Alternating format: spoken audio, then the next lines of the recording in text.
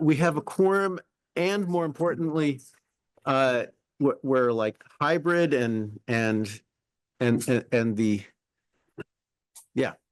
So, I guess what I need to do now that we have the quorum is, do we have anybody to let in? Yeah, I'll let him in. So yeah, let everybody in. Thank you. I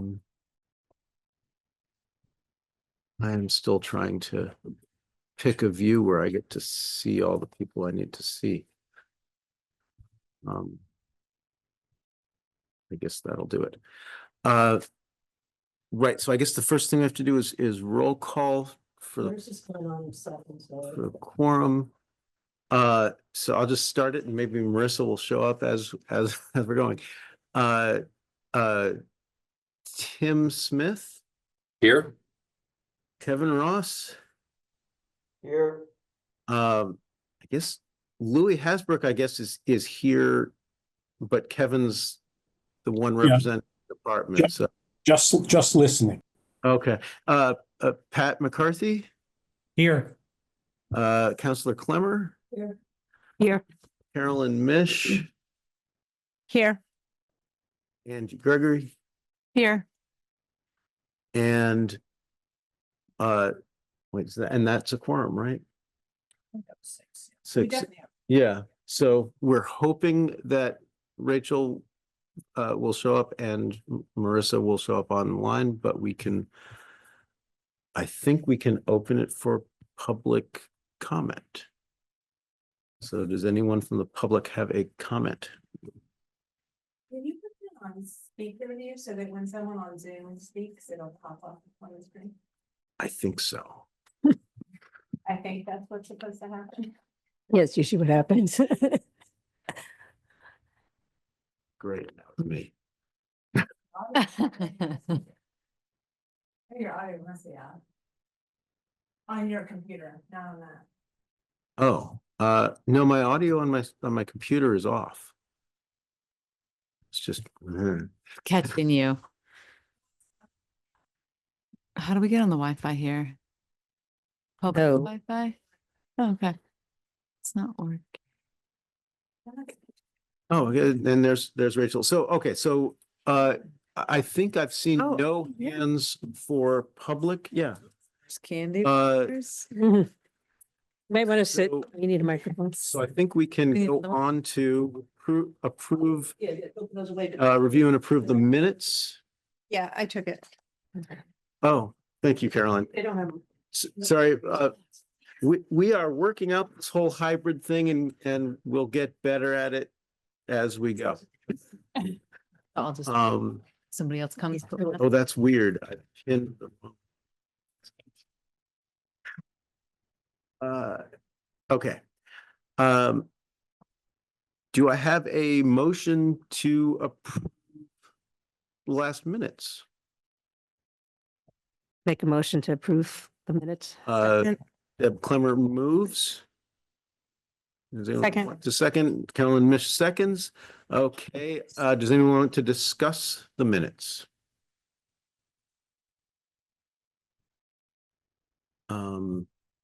Okay, hearing none, I guess I will call the roll to vote on approving minutes. And I'm gonna try to spotlight the right thing. That's better, right? I don't know. Yeah. Okay, sorry, but now I've got to actually see the roll. I'm sorry. You can pull up participants, right? Oh, that would be a good way to do it. You're right. I forgot my computer to do the adjacent hybrid. If there's a way to put the folks that are on. Okay, I'm gonna try calling the roll here. Pat McCarthy. Yes.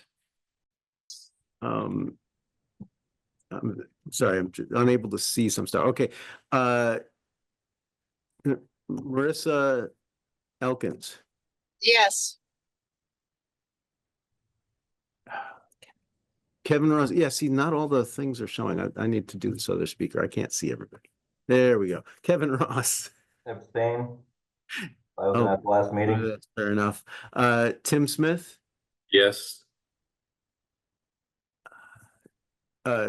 Counselor Clemmer, Yes. Rachel Flynn Kasuba, Yes. Angie Gregory. Oh, that's right. They can't hear Yes. it. Angie Gregory, Yes. Carolyn Mish. Yes. Hey, they appear to be approved. Pollinator Subcommittee update from Angie Gregory. Thank you. So we met with the environmental club of the high school. We've established kind of at least to meet every month.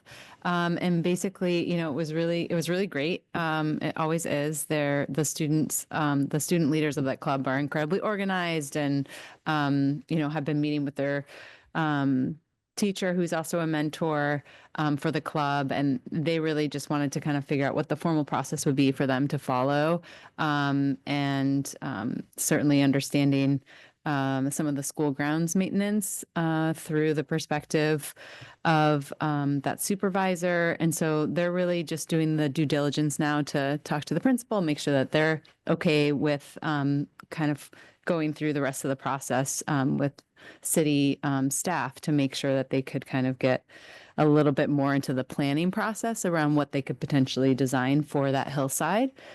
So that's all in progress right now. We're going to meet again on February 26th.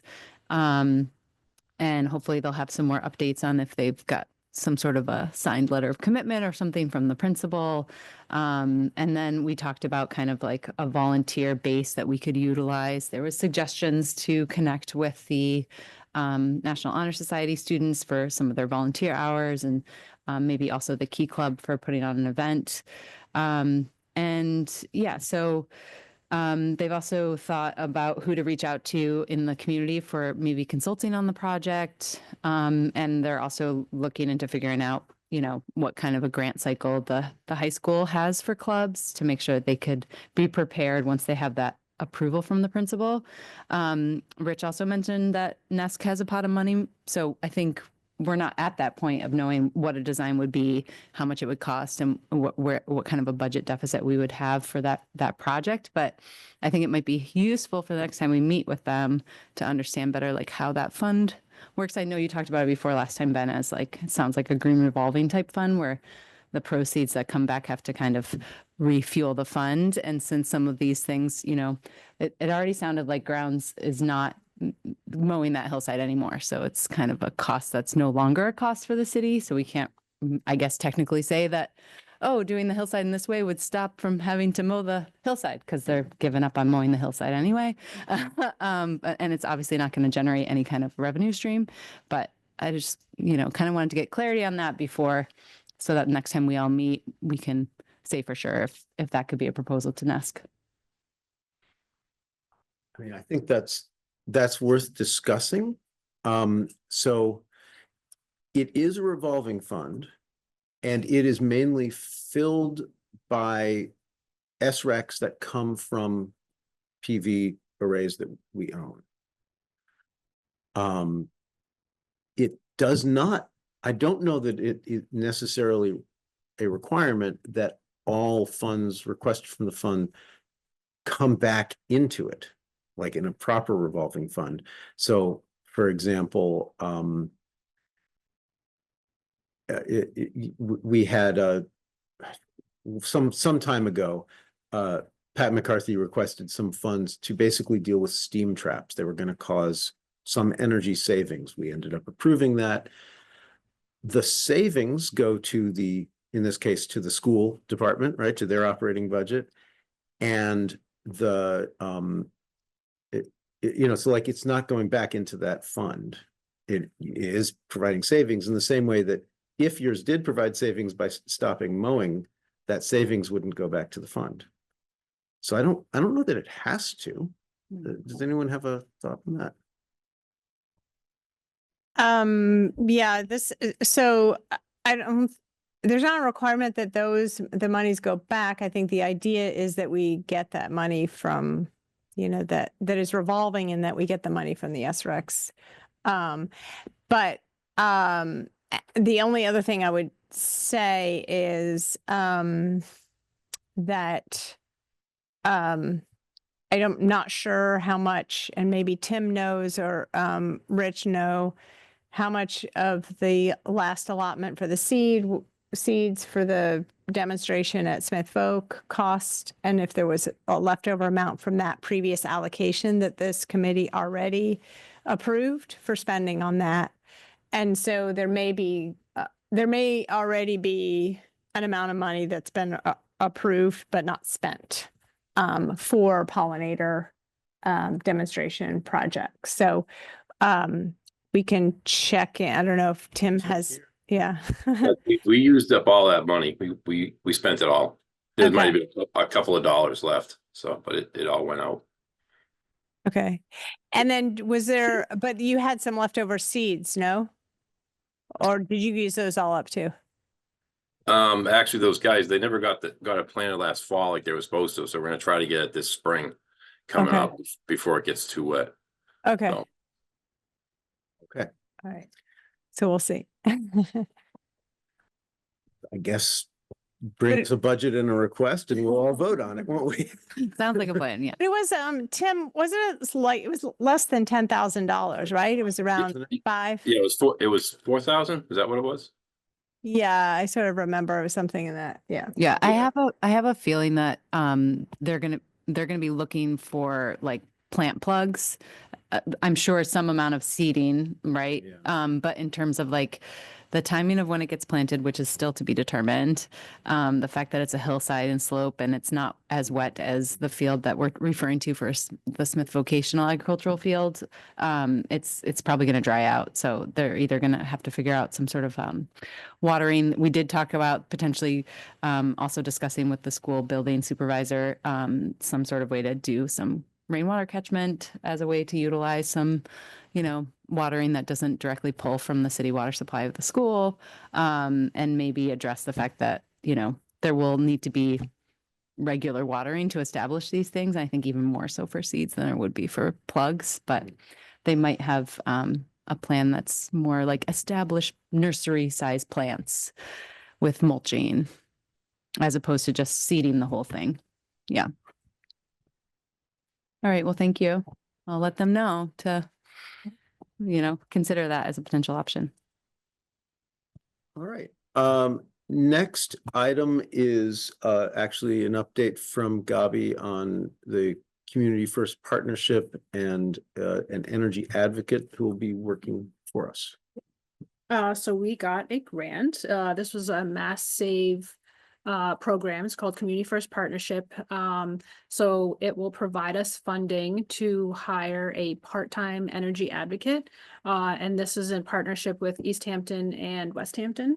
And yeah, so their main goal is to increase participation in the various Mass Save rebate programs and the home energy assessments. Yeah, so that's their main goal. We just created a job description. It'll be posted soon by East Hampton. And yeah, it's going to be part-time. There'll be 19 hours. They'll be devoting their time between us 3 municipalities and our focus. So we did have to establish focus groups. So we're going to focus on landlords of like 1 through 4 unit buildings, and then 5 to 20 unit buildings, and then also moderate income customers. So yeah, so that's the program. And yeah, I mean, love to hear feedback. It's going to be maybe a little bit hard to reach out to moderate income customers, although I guess we can use the mailers. We do have mailers that we'll use. We can put in info through the mailers, but yeah, so that's it, I guess. Any input or any feedback or suggestions or? Yeah, I think we're actually really looking to this group to offer us some ideas about how to make the most of what's probably 9 hours a week on average devoted to this community, and then presumably similar work in East Hampton and probably a little bit different in West Hampton because they're just more rural. But whoever this person is that we 3 communities higher, there's only so much effort that person can put in. So how to best get the best bang for the buck out of their efforts? What, outreach tools do you think we should be giving them? Other supports that we might want to ladder on to help them be more successful? We're really kind of just looking for ideas.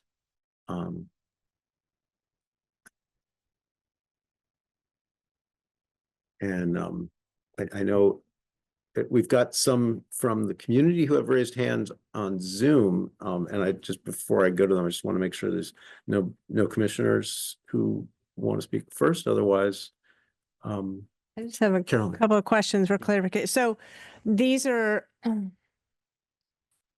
property owners primarily or tenants primarily, because they're multifamily?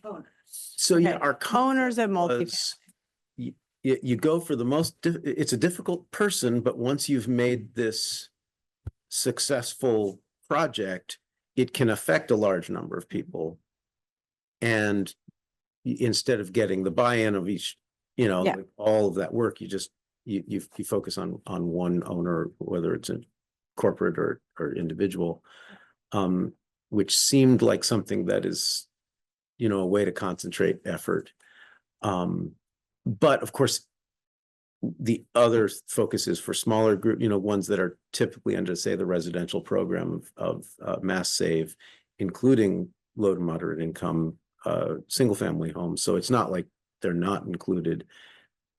It was just the idea that maybe this advocate could focus on the landlord demographic. There's the next item is actually kind of related to this one. I almost feel like maybe I should share about that one, and then we have a general discussion on both. So the next item, Oh, thank you. Okay. Okay. I think it's in that office there, right? Did you, there's another office going that way? Oh, I could be wrong. Sorry, guys. So The perks of this, though. yeah, so so in addition to this person, right, an energy advocate, part of this community first partnership, Mass CEC is running an Electrify Northampton East Hampton program, and they selected Revise Energy as their home performance contractor that basically has the contract to operate in our 2 communities to try to basically get extra money, free heat pumps and so forth, and more weatherization to mostly single family homes, low and moderate income homes. So there's an overlap, and it's our intention to try to make these 2 programs work together by having our energy advocate work with Revise as much as possible to get people connected and lower the transaction costs. So so that's the whole story, is that both of those things are coming probably in April. So the more ideas we get from you guys about both of those, that we can start to scaffold both the program and the individual energy advocate, I think the better we'll do. Okay, so Angie, and then if nobody else, I'll go to Zoom. I do, but go. Oh, sorry. Yeah. So, I was just wondering, but these folks might not necessarily have gone through the Mass Save process, right? Any like the target recipients of these both the Revise They will. energy. So Revise is basically there to deliver the Mass Save benefits plus some additional Mass CEC program benefits. Okay. But yeah, everything, and the same thing really with this community first partnership advocate is also to make sure that all possible Mass Save benefits have been accessed by whoever they're targeting, or help them do it. It's basically holding their hands and leading them to the right stuff. So there's sort of already a pool of property owners that is a known are known entities that have already applied for Mass Save. And so it's not like we need to find new prospective participants in the program. I think it's both. So I think there are those who have applied, but may not have taken advantage of everything, Okay. may not have understood the whole system. One, but then there are others who have no idea that they should be trying something. And Yeah. we're hoping this energy advocate is outreaching to them Okay. and hopefully bringing them to the resources. Okay. I was just asking those because I was trying to think, excuse me, if there was a way to understand, property owners or structures that haven't been modified recently. And I don't, and so, that might give a better indication of sort of the need. And I don't, and both Louis and Kevin can, confirm, but the assessors keep some records, and I don't know how accurate they are, of like the last updated renovation. So it could be that potentially the assessor database could be a potential starting point to understand what are all the multifamilies over 2, 4, whatever units that haven't been touched, in 10 years or something like that, to understand how many of those structures are out there. And the same with single family homes. I don't know if that's a valid place to sort of think about, generating people who haven't been through the Mass Save process. And of course, the Mass Save process has changed over the years. So there might be benefits that you could get now that you couldn't get before. Yeah.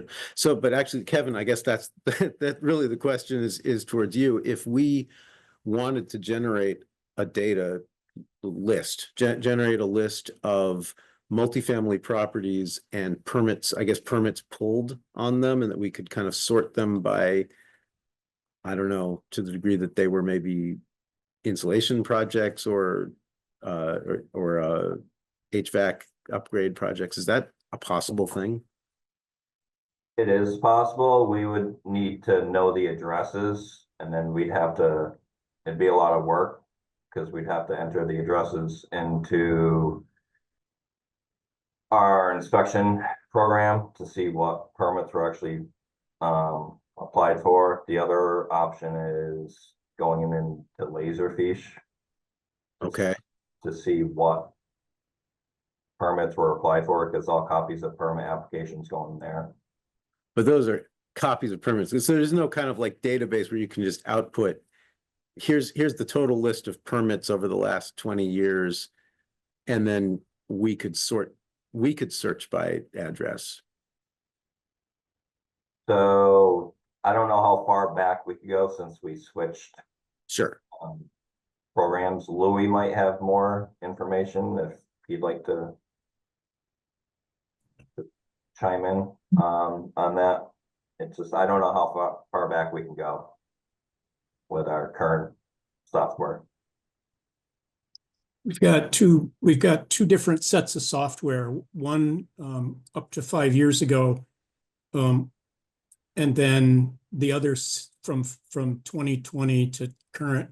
The old software was better, and we'd have a better shot of coming up with a spreadsheet that had basically a list of multifamilies and that had work done to it. The more recent stuff is more problematic, but it's doable. I mean, it's a question of hours on the first part of it and days on the second part of it. Oh, Jesus. I don't love the idea of asking for you guys to do a lot of work to just output some data. I wonder if this is something we could ask Luigi if there's a clever workaround that doesn't imply so much labor. If you're willing to be a little patient, we're actually headed towards a potential solution. Okay. Dumping a data dump into a new piece of software that might make it easier. So, but I don't know how long that'll take. Well, okay, so why don't we take this as a general suggestion from Carolyn that we get some freaking data. And That's exactly what I said. yeah, And that we use it to make sure that this person is directing their attention at the best places. And we think if we wait a little while, we might be able to get it the easy way from the building department. So Rachel, Angie. I think the only thing I would add, and I'm not quite sure if this is within the scope of their advocacy, but I think that something that is important to me as a commissioner on this is the fact that sometimes, you know, when you're dealing with landowners or landlords, the concern for the tenants is that they're going to share the burden of the upfront costs, right, beyond what incentives cover and rebates cover back to the tenants of the building. So I think there are other pools of funds. I don't know. I know CET was working on inclusive utility investments.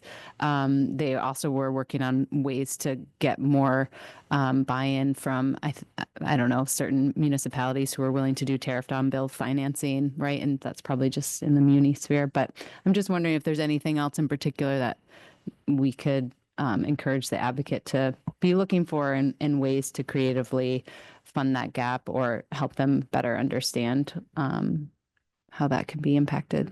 I mean, one thing that is the utilities are willing to do on bill financing. Are they? Is that what you're asking? They are. Right? Then I know that they are. And that's something a lot of people aren't aware of and was not always available kind of in the Mass Save, like the prescriptive Mass Save program. But when we're talking about multifamily greater than five people, those are all non-prescriptive anyway. And so those ones that they have tended to be. So I think like we may have a solution on that side. On the four units and under, it may be more of a challenge. But even if they could do some sort of looking into like, are there other streams of funds? You know, I think CET does has like a community fund for projects that wouldn't otherwise move forward because of this kind of barrier of like an upfront cost by the owner of the property, right? Who's like, well, I can't stomach that extra $10,000 or $20,000 before I get the rebates. Well, and even with the fine, that still might not get to your issue, because if there's on-bill financing, the landlord could still pass that on to the tenants, which is what you're raising as a And in concern. fact, if they are very often electric bills are owned by the tenants, and so they're pooling those electric accounts. I mean, there's also, again, at the smaller level, there's the 0% financing on the heat loan. That would be one that the landlord would take on. There is still the challenge of the split incentive challenge, right? Of like, why should I invest in reducing your energy bills if you're paying the energy bills? And, you know, and conversely, why should I help you, the landlord, do anything if energy bills are inclusive in the rent? And it just, so one way or there's always a split incentive problem. I don't think we have a solution. I don't know that like public funds is probably the way to solve it. I don't know where that pot of money would come from. But it would be interesting. I think that's going to be something we actually ought to really look at, and see if they're like, if CET has created this thing. I'll take that as a to-do item to go find out what is it that they've actually created, and how do people pay in and draw out. Right. I'm aware that Williams College puts money into the Community Climate Fund. And so it's available to any property owners within, I don't know, 150-mile radius or 200-mile radius from Williams. So, but yeah.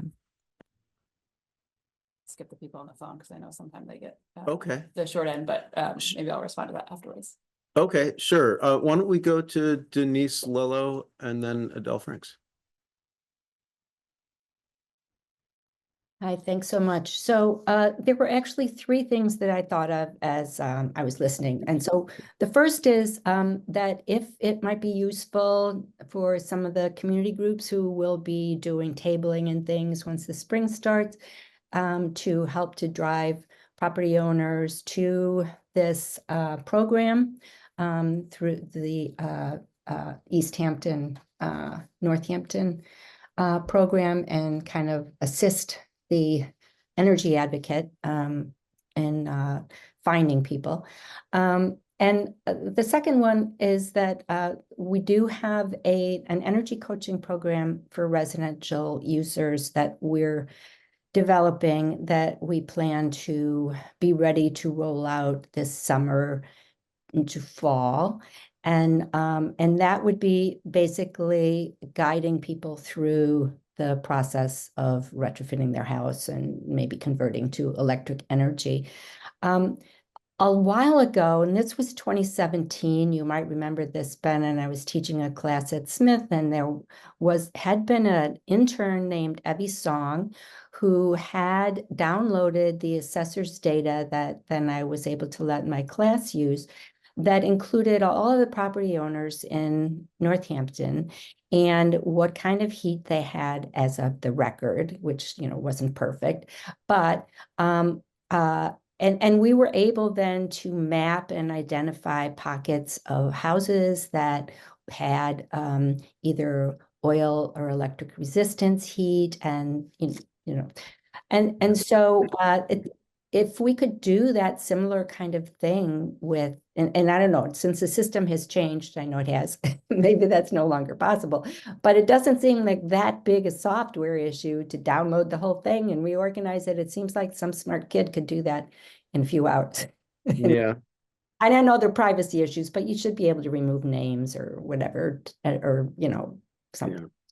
And that's I it. mean, I'm working with that same, I still have that database, and like that's the best I've got is that old one, and it is at this point pretty out of date. But yeah, it wasn't that big of a deal to sort it and match it with other data, you know. Yeah. All right, thanks.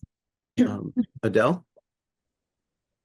Yeah, could you refresh our memories about the Electrify program in East Hampton and Northampton, and how many households are expected or hoped for to participate?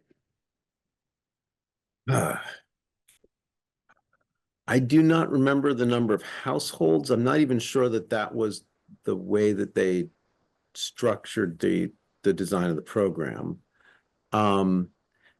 It is funded based on a judgment against Eversource, having to do with pipeline issues.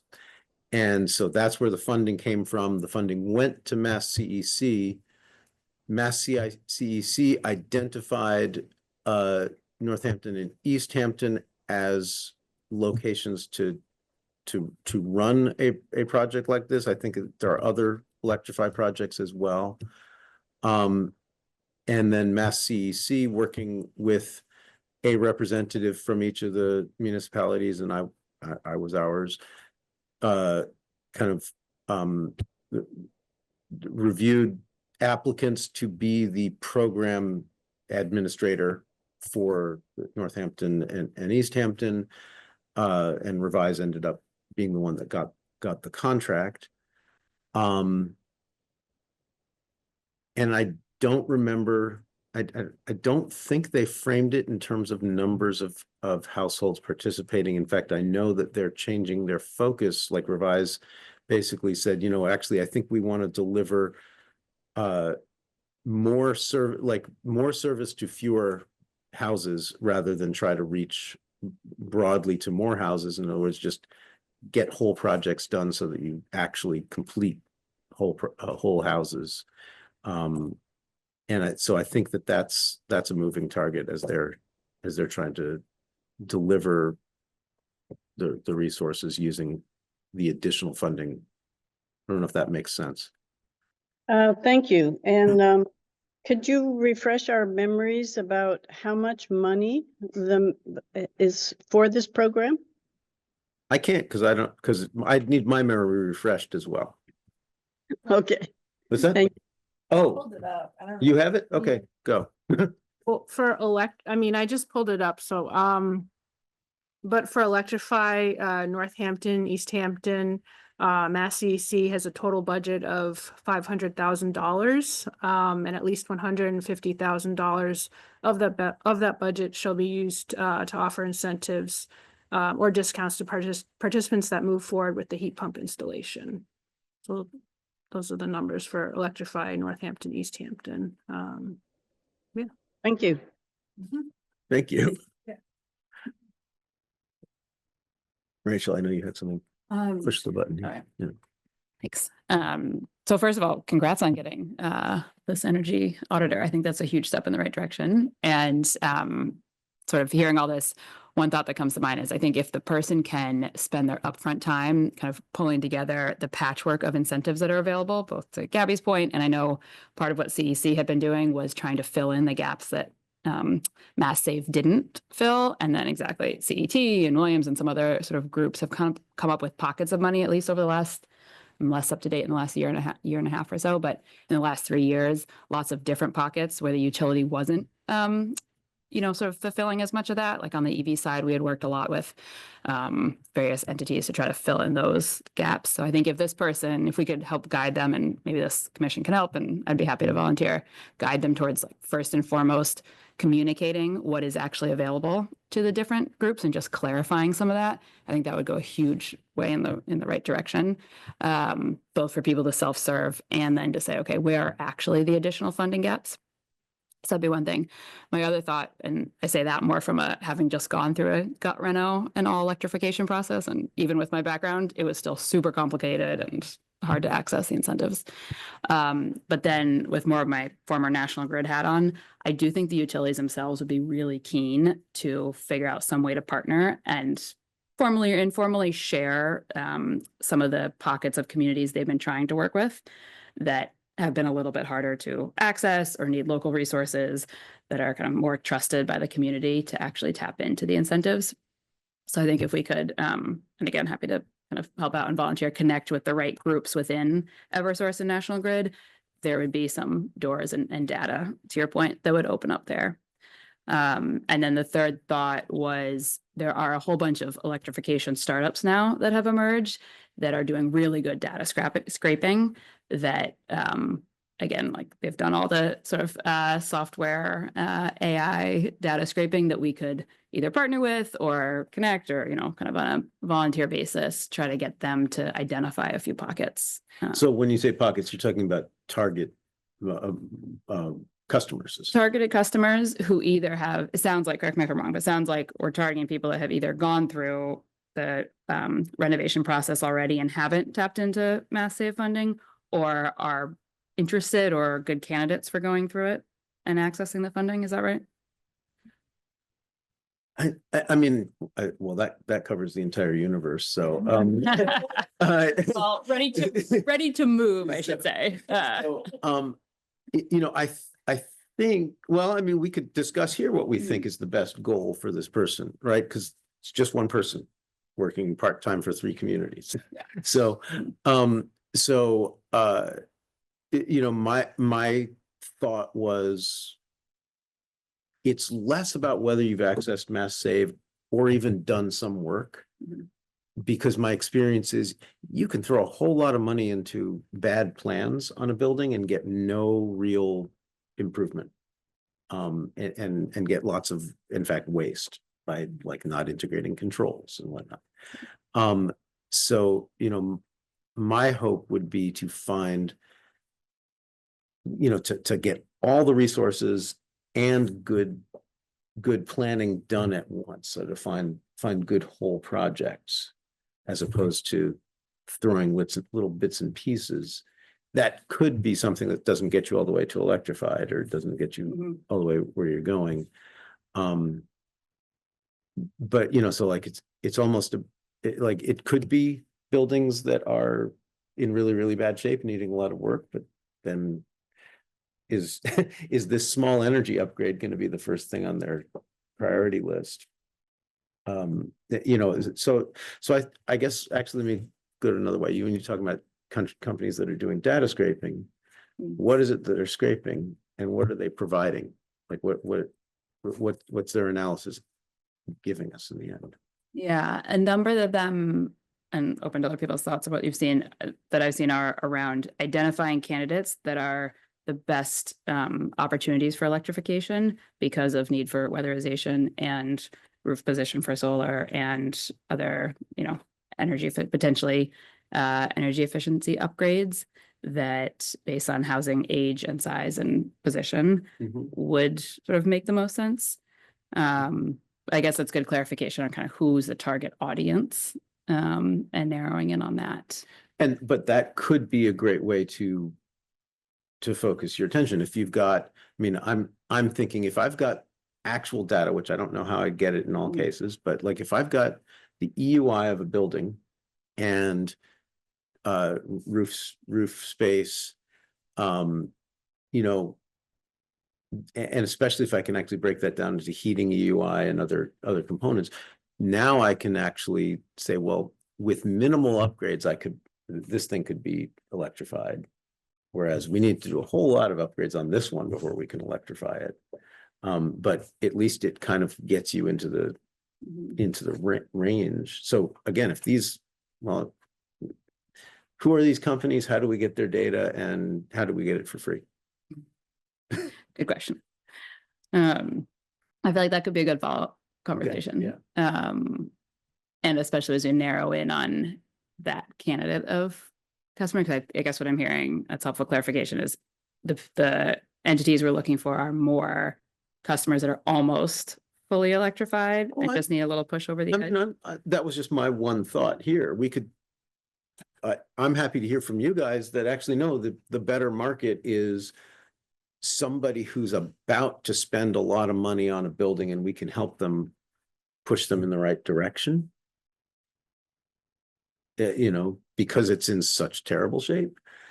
You know, the conventional way of approaching weatherization is the worst building gets the biggest bang for the buck. So let me do a lot of work on an older building. Yeah. You know, it could be both.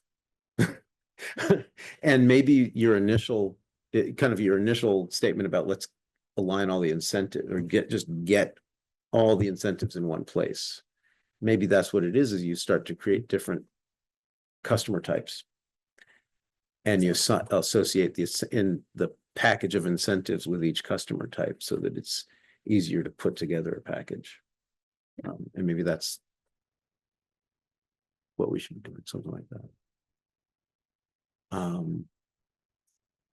I mean, obviously we could cogitate on this for a while. Does anyone else have any other thoughts for us? Obviously, we're welcome to, or we're happy to hear other thoughts. As you know, this person probably won't start until April. We know the Mass CEC program won't start until April, so there's plenty of time to think about it. If everyone's cool, we can move on to MSBA's.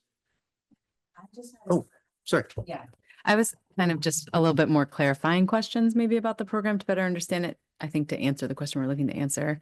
But so this like budget, I'm so glad that Adele asked what there are funds. It sounds like beyond just paying for this energy manager, right? So are those funds supposed to be stopgap funds to help? Separate. So we talked about the two programs together, but they're actually two separate. Oh, I see. Okay. The energy advocate, the funds are to pay for that energy advocate. Okay. This One okay, program. and then Simultaneously, Mass CEC is running the Electrify program. And Gabi read us the numbers that I've already forgot. Sure. Okay. Okay. So, and then what's the timeline for the energy advocate, like in terms of like when the projects are supposed to take place within?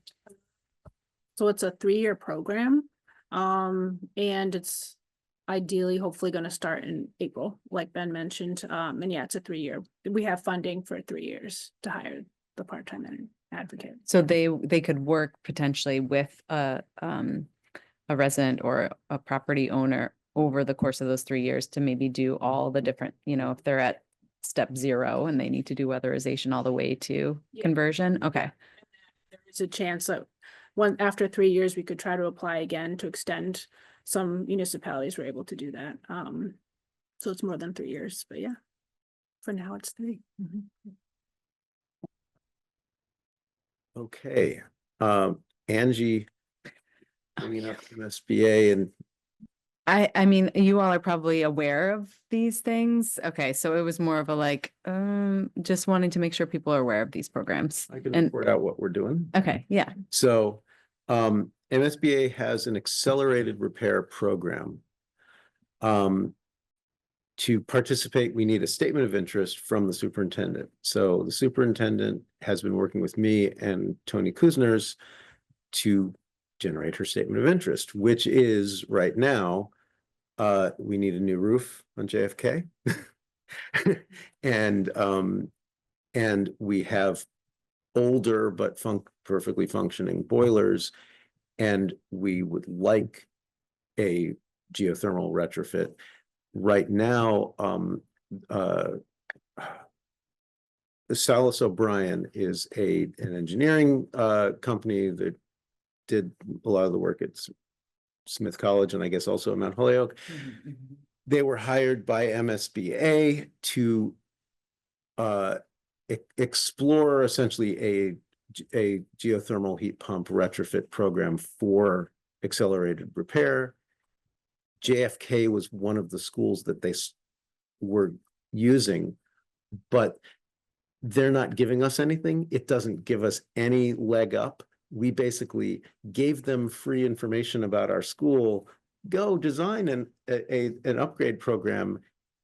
It hypothetically for this JFK school, wherever it is, but we can't even see the results of their work because it's not for us, it's for MSBA's internal consumption. But presumably, if somebody's done all that work, MSBA might go to them and say, these people have applied to do the thing that you just designed. Could you give us the information? It's weird. So the downside to the MSBA approach, as I see it, is that MSBA tells you what to do. It's like, you're going to participate. Here's the engineer you get to work with. Here's the architect you get to work with. Here's the system, and take it. And that's fine. And hopefully in reality, we get to work with that engineer and influence them to do good stuff. We are also, so that's 2 parts on the SOI. Then we're also going to add to it, replacing the flat roofs at Jackson Street School, because those are also old, but not failing. And even though it is disfavored to use steam systems because that system is half hydronic, we're going to try and make the argument that you should also do accelerated replacement there. We put in the SOI and we wait.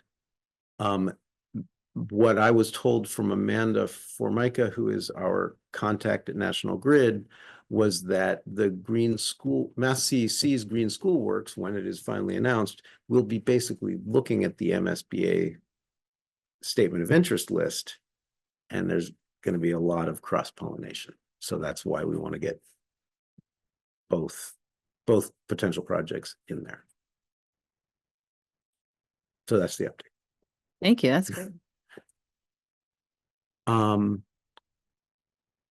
Any comments or thoughts on that one? Otherwise, I'll move on to the next item, which is where I ask you for money. Okay.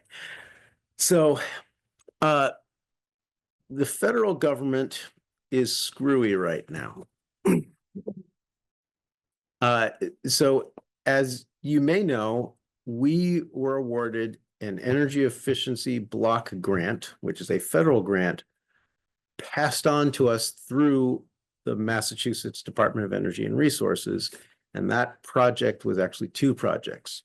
City Hall, which involved asbestos removal, air sealing and insulation, and the Academy of Music, which will involve a lot of moisture mitigation, air sealing, insulation in the basement, and air sealing and insulation in the attic, fixing stuff that didn't happen.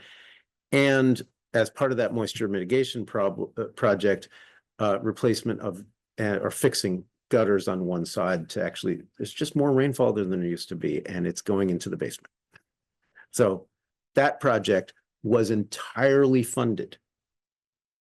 Like, we put all the stuff together, we got the utility rebates, we stretched the asbestos monies that had been appropriated, etc. But the way that it works is we pay our contractor and then we apply for reimbursement. And we applied for reimbursement literally the day before the federal government decided to freeze all funds. Now, we know that the judge has told them to keep paying funds, and we know that they're not.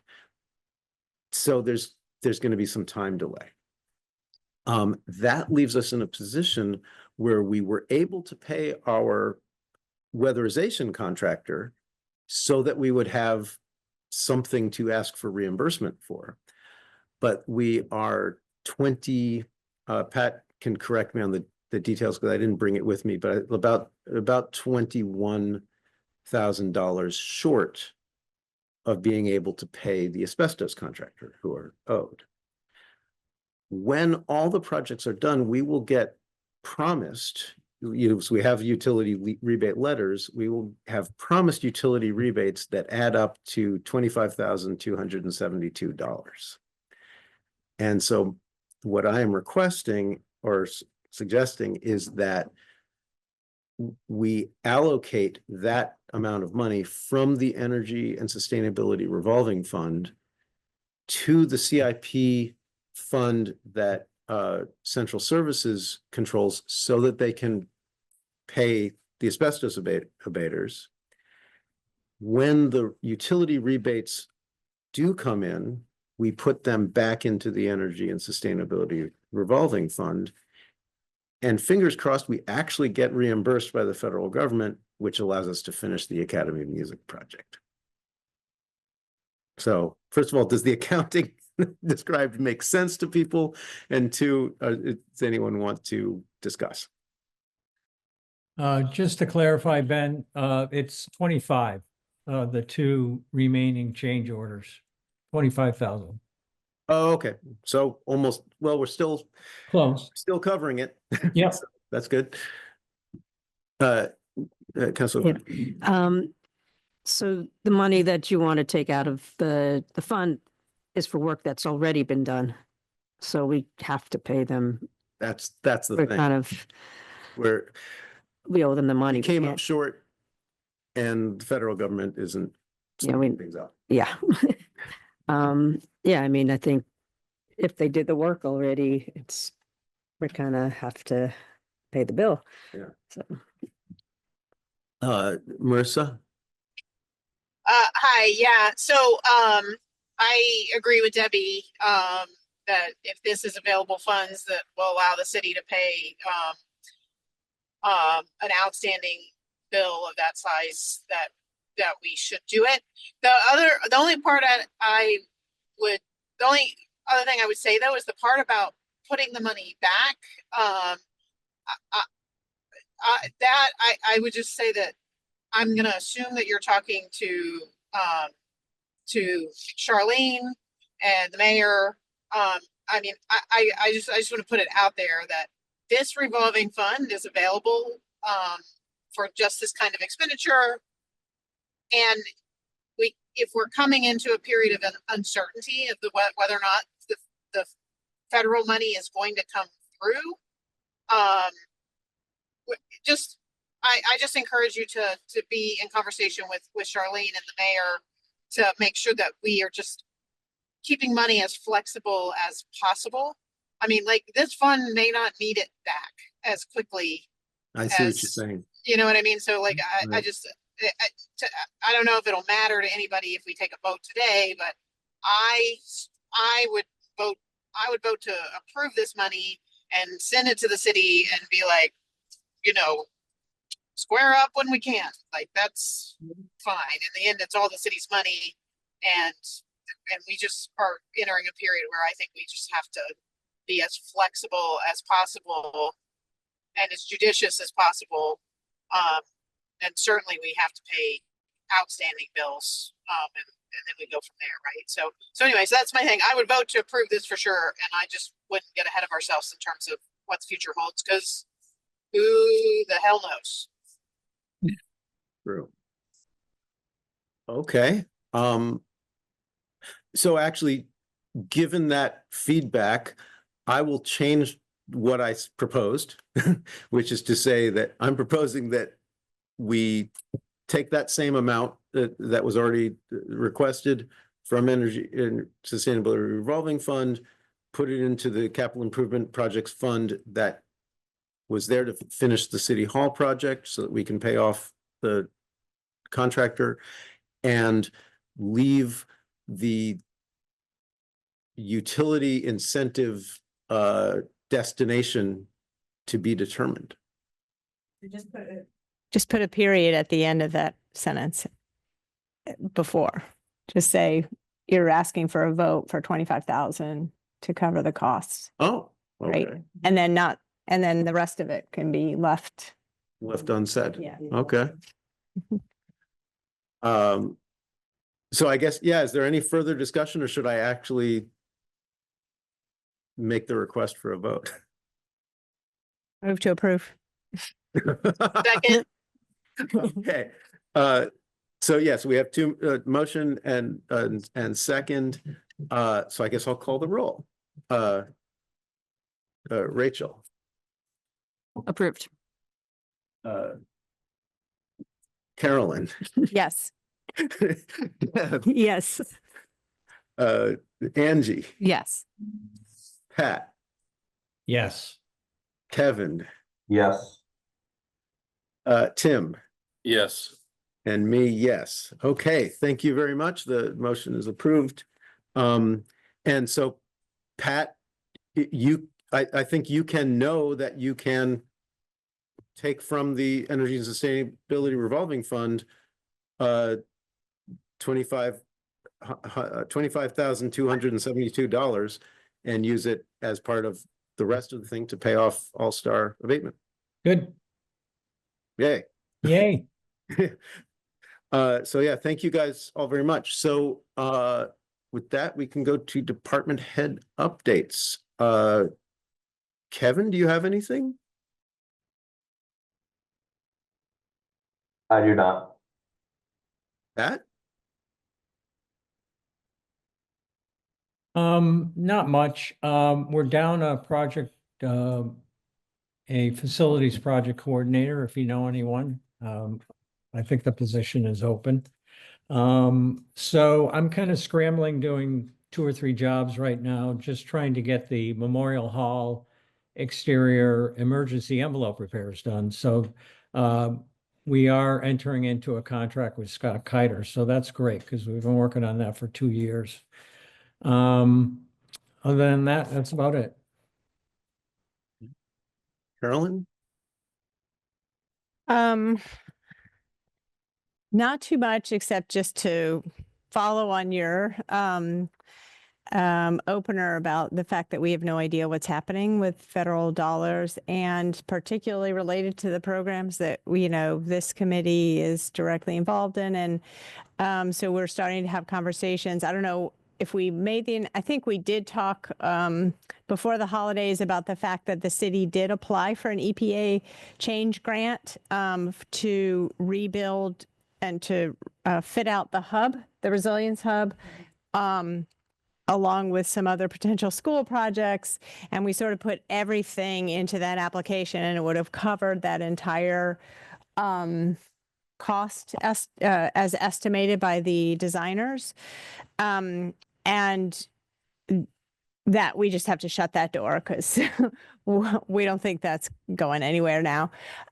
So that means we're going to have to get back, sort of retool and refocus on state funds to help and sort of pool as many multiple resources together. So there may be things coming forward that we're going to be working on for state grants to try to really get that resilience hub off the ground and continue on that design work that was done for the geothermal, that heat exchange between Forbes and the hub and all of that. So that will be a multi-department effort to try to figure that out. So we're working on that. And then I just had a question just for you, Ben, and not that you'll have the answer here, but I would be so interested to see what the data show from last year to this year in terms of the energy use at City Hall,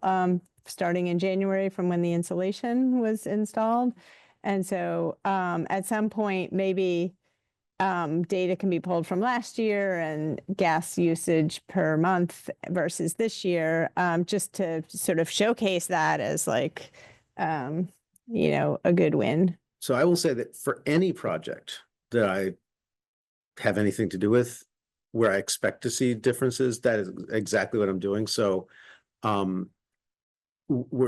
need another month of billing to be able to see, for instance, whether a few little changes I made at the way we're operating the senior center show up as savings, just like because I need to do weather correction and like, it's really, you'd need more than a few months, but I'll start with a few months just because it's fun.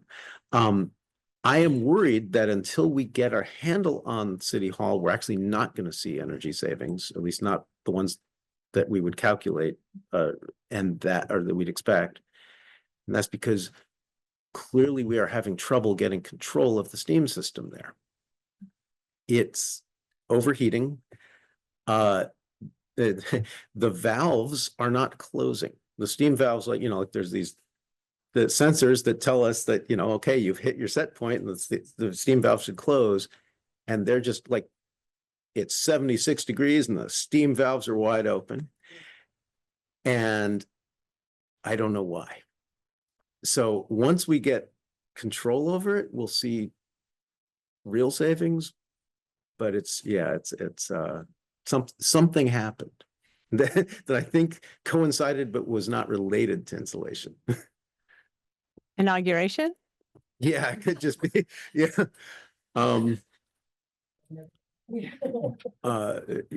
But yeah, and same with all of these projects.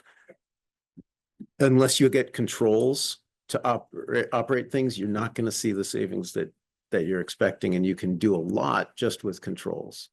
And that's something that is kind of my next project. I've got I guess now I'm doing my department head update, which is we've got so the city has in city buildings, there are two operating systems, Automated Logic and Johnson Controls. For Automated Logic, I am hopefully getting a proposal from Automated Logic for all the sequences I've asked for all the buildings that they do, and then I can submit that to the utilities to get incentives on those, hopefully up to 60% of the cost they'll cover. There's some programming I just don't know how to do, or I don't have the permissions to do these sequences, and they can really save a lot. Johnson Controls is harder. We've kind of had lack of clarity on the contract maybe, but we need to kind of get that same set of proposals, same process. And so all these downtown buildings are on Johnson Controls, and things are just not being controlled very well right now. But yeah, that's going to be a big part of getting all these things to work. Yeah. And I guess Tim's gone, or I would say that hopefully we're getting a new controls at one building at Smith Voc so that we have heat pumps that are not cooling while the heating system is heating. And so forth. So I ordered that stuff, and as soon as it arrives, I will install it. I don't know, you've heard some of the updates from some of the things we're working on. That's about it for me. All right, does anyone have anything else they want to share? Otherwise, we can adjourn. We have to do roll call to adjourn, don't we? Move it. Second. Okay. Carolyn Fish, Yes. Deb Clemmer. Yes. Angie Gregory, Yes. Rachel Flinkasuba, Yes. Pat McCarthy. Yes. Kevin Ross. Yes. Oh, Marissa. Yes. Ben, yes. Okay, great. Thank you, guys. And we'll see you next month. All right. Yeah.